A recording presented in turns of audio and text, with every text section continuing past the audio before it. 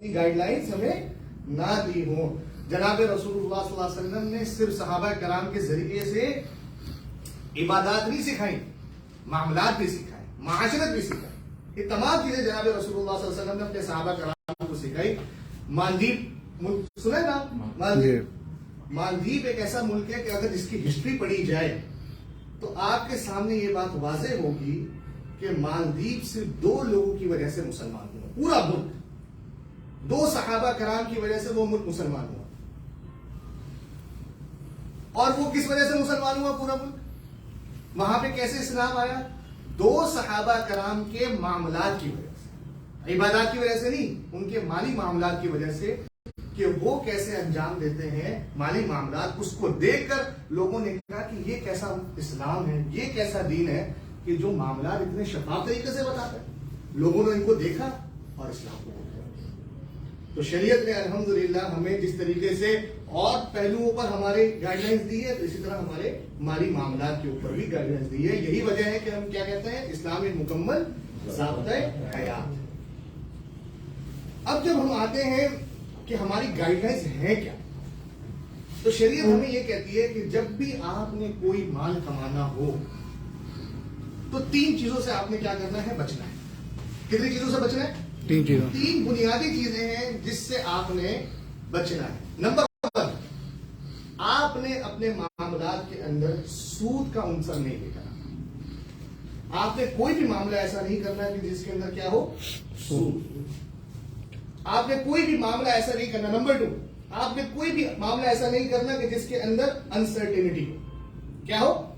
Uncertainty का क्या मतलब हुआ? अनसर्टेनिटी का मतलब हुआ कि गैर यकीनी मामला, गैर यकीनी सूरत है। और नंबर थ्री ये है कि आपका कोई भी मामला ऐसा ना हो कि जिसके अंदर कीमार हो। कीमार से क्या मुराद? गैम्बलिंग, जुआ। आपके तमाम मामला शरीफ के, आप जो भी खरीदो फरोख्त करें, जो भी मामला करें, इन तीन चीजों से पाक होना चाहिए। कौन कौन सी चीजें? Number one, number two uncertainty, number three कीमार।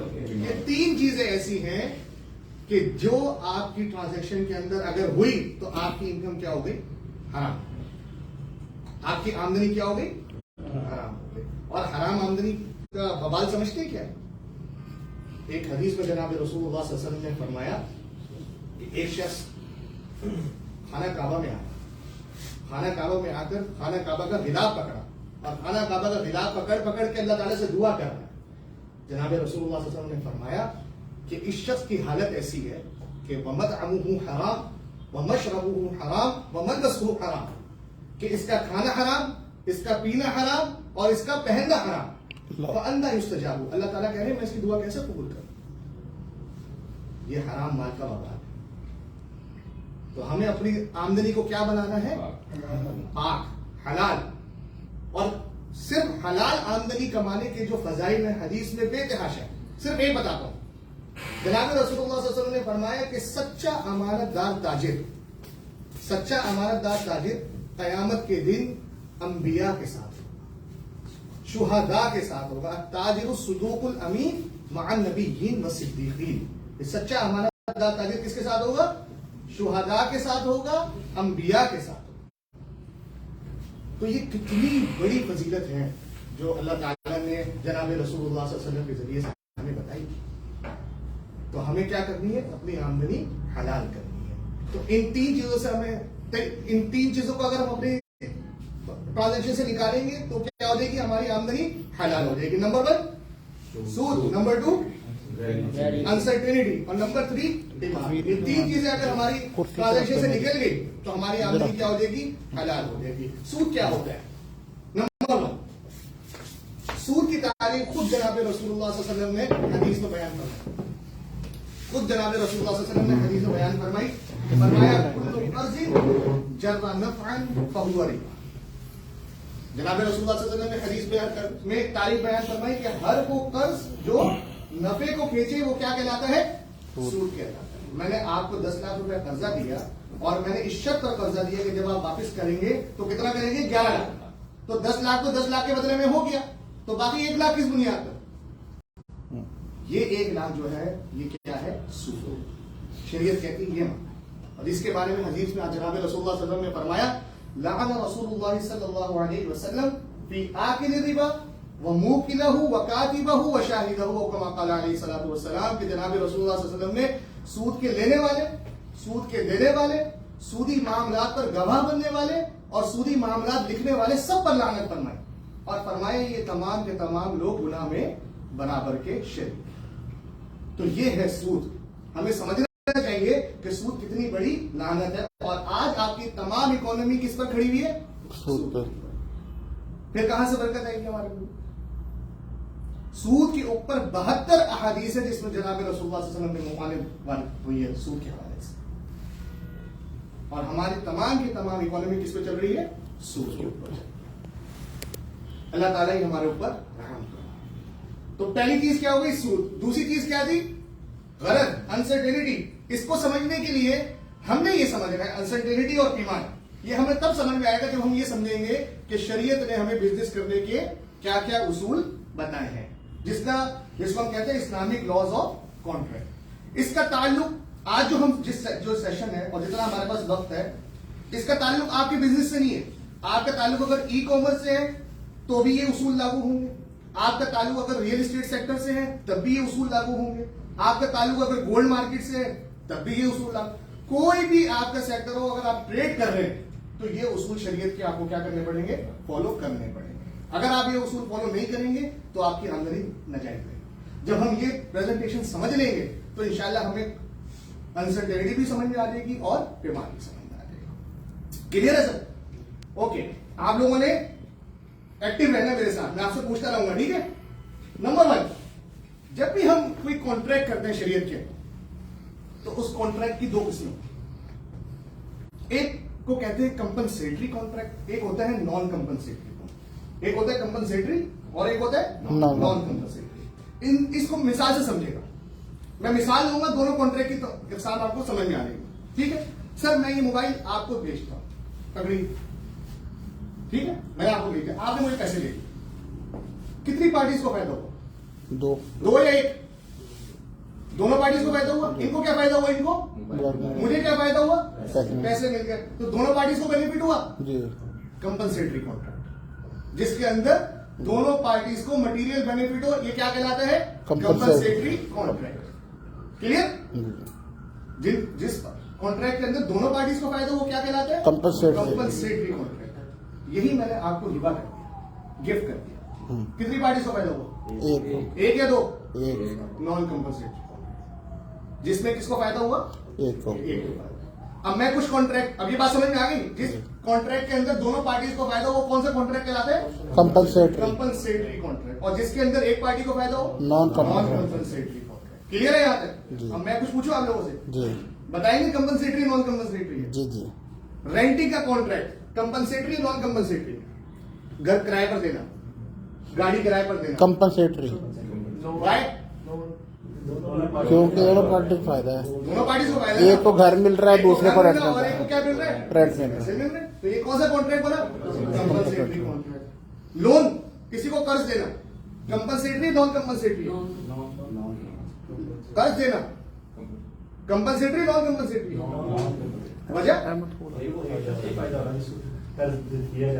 तो बाकी दूसरा जब वापिस लेना तो प्रॉफिट के साथ लेना, तो उसका क्या मतलब हुआ? Non compensatory contract. शरीयत के अंदर कोई कर्ज हसना और कर्ज नहीं होता। शरीयत के अंदर कर्ज हसन नहीं होता, जितना दिया उतना वापस दिया। तो हमारे यहाँ क्या हो रहा है? एक नॉन कंपनसेटरी कॉन्ट्रैक्ट को कंपनसेटरी बना के पेश किया और पूरी इकोनॉमी इसी पे चल रही है। तो लोन कौन सा कॉन्ट्रैक्ट हुआ? Non compensatory contract. Charity compensatory non compensatory? Non compensatory. किसको फायदा हुआ? एक को फायदा हुआ। यही बात इसके अंदर लिखी हुई है। अच्छा जी, compensatory contract, a contract in which there is a material benefit of both parties. Sale, purchase, इजारा। इजारा का क्या मतलब है? रेंट। शरीयत के अंदर इजारे को क्या, रेंट को क्या कहते हैं? इजारा। और a contract in which there is a material benefit of one of the parties. किसी एक पार्टी को फायदा हो, वो क्या कहलाता है? Non compensatory contract. क्लियर है ये बात सबके लिए? नेक्स्ट, अब यहां पर बता रहे हैं कि सेल परचेज की तारीफ क्या है।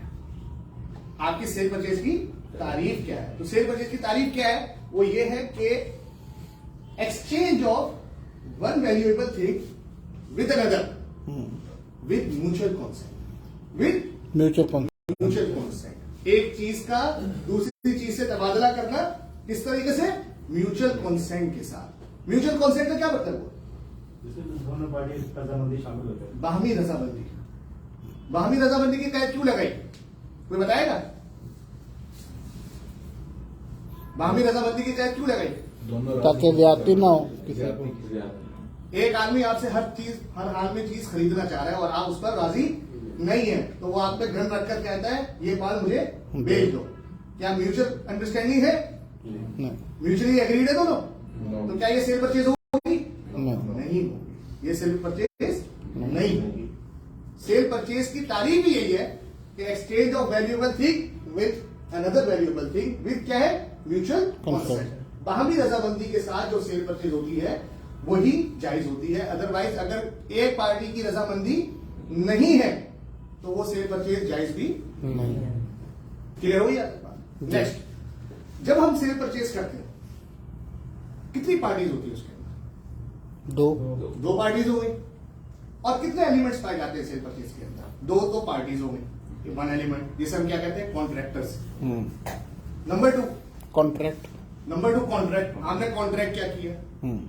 ये एक और एलिमेंट है। नंबर थ्री सब्जेक्ट मैटर, जो चीज आप बेच रहे हैं। नंबर थ्री जो चीज आप क्या कर रहे हैं? बेच रहे हैं। सेल कर रहे हैं। और नंबर फोर क्या एलिमेंट है? किसके एवल्स किस चीज के यूज कर रहे हैं? वो क्या है? प्राइस। प्राइस जो सेल परचेज होती है उसके कितने एलिमेंट्स हुए टोटल? 4 कौन कौन से? 2 part contractors contract subject matter और price contract, contractor, subject matter और प्राइस। ये चार हो गए। जी। इसके अलावा कोई, जब भी आप कोई सेल परचेज करेंगे इन चारों के अलावा तो कुछ भी नहीं होगा। नहीं जी कॉन्ट्रैक्ट, कॉन्ट्रैक्टर्स, सब्जेक्ट मैटर और प्राइस। पूरी सेल परचेज के अंदर ये 4 एलिमेंट आएंगे। हर सेल परचेज के अंदर बेचने वाली चीज आएगी, बेचने की वजह आपने क्या लिया वो आएगा, आपने कॉन्ट्रैक्ट क्या किया ये पता होगा, और कॉन्ट्रैक्टर्स क्या है ये पता होगा। क्लियर? पक्की बात है? जी तो एलिमेंट ऑफ सेल कितने हो गए? 4 कौन कौन से? कॉन्ट्रैक्ट, कॉन्ट्रैक्टर्स, सब्जेक्ट मैटर और प्राइस। ये चारों आपने याद रखने हैं। जी ठीक है? ये चारों सबसे अहम चीज है सेल परचेज के अंदर समझने वाली। अगर ये एलिमेंट ऑफ सेल की कंडीशंस आपको समझ में आ गई तो इंशाल्लाह आपको इस्लामिक लॉज ऑफ कॉन्ट्रैक्ट समझ में आ। क्लियर? तो कौन कौन से हो गए? Number 1 contract, number 2 contractors, number 3 subject matter और number 4 price. Contract, contractors, subject matter और प्राइस। इन सब की अलग अलग कंडीशंस हैं। इन सब की जब हम कंडीशंस पढ़ लेंगे तो हमारा इस्लामिक लॉज ऑफ कॉन्ट्रैक्ट इंशाल्लाह मुकम्मल हो जाएगा। वो कंडीशंस क्या है? नंबर 1 में हमने क्या पढ़ा था? ये है, ये लिखा हुआ है। Number 1 contract, number 2 contractors, number 3 और नंबर 4। इसके अलावा तो कोई चीज नहीं होती ना कॉन्ट्रैक्ट के अंदर। ये 4 चीजें जी क्लियर है सबको? Very good. Number 1 contract.